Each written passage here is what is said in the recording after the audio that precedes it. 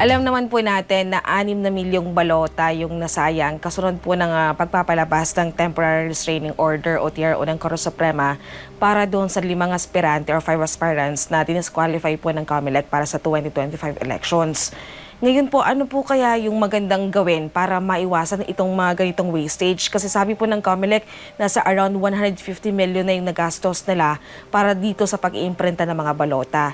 At doon naman po sa part ng Korte Suprema, ano po kaya yung maganda nating maisulong para mas mabilis po yung pagpapalabas ng resolution or desisyon, lalo na po sa panahon ng eleksyon na may sinusunod talagang timeline ng COMELEC para po sa printing ng mga balota. Gayon din po doon sa part ng COMELEC.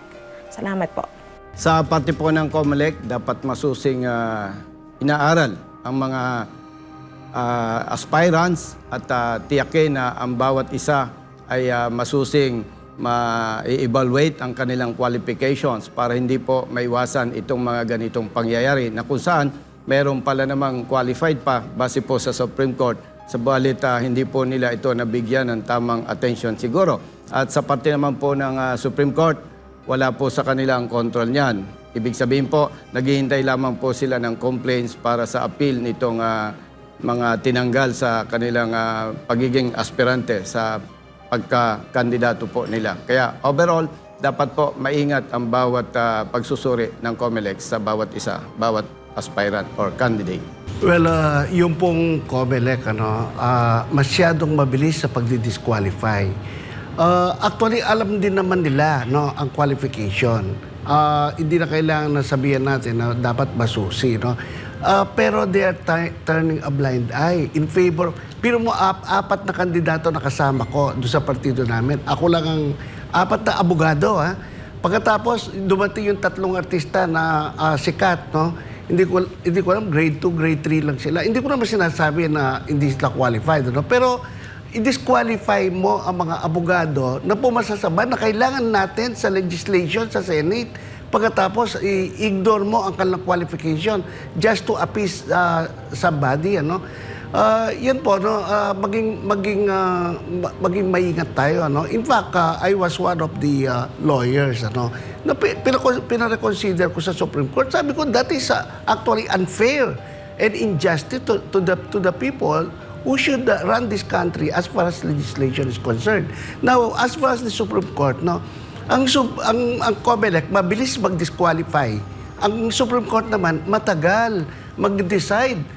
Once na-file a petition for reconsideration, dapat i-convene na kagad. Ang problem kasi sa mga justice, ako po, abogado rin, of course, they are very intelligent men. But they have to consider these cases very fast. Kaya nagkakaroon justice delay. So ano sinasabi natin? Justice delayed is justice denied. So yan po, COMELEC dapat maging mabilis tayo, maging masusi sa ating pag-aaral at ang Supreme Court, maging mabilis sa desisyon. Yung tanong na COMELEC ang ginawa nating example, gusto ko itong sagutin sa kabuuan.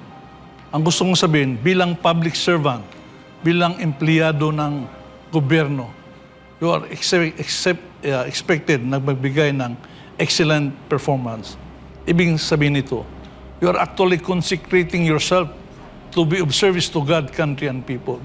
Alam nyo, mayroong 3 importanteng salita na siyang dapat bigyan natin ng weaponization. Una, pag ikaw ay empleyado ng gobyerno o opisyal ng gobyerno, number 1, pag ikaw ay may ginawa, pero may mali, may pananagutan ka.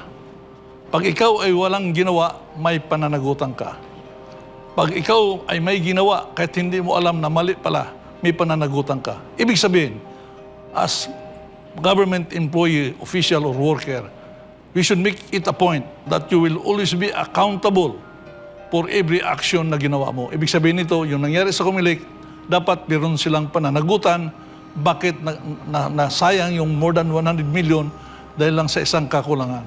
Kasi pag ganyan ang ating polisiya, magbibihib lahat. Talagang magbibihib lahat kasi imagine, kahit hindi mo alam na mali ang ginawa mo, may pananagutan ka. At lalo na kung alam mo na mali ang ginawa mo. So yan ang aking isulong, dapat magkaroon tayo dyan ng operationalization of the law. na para yan ay maging sundin natin para mag-behave ang lahat ng naglilingkod sa ating bayan.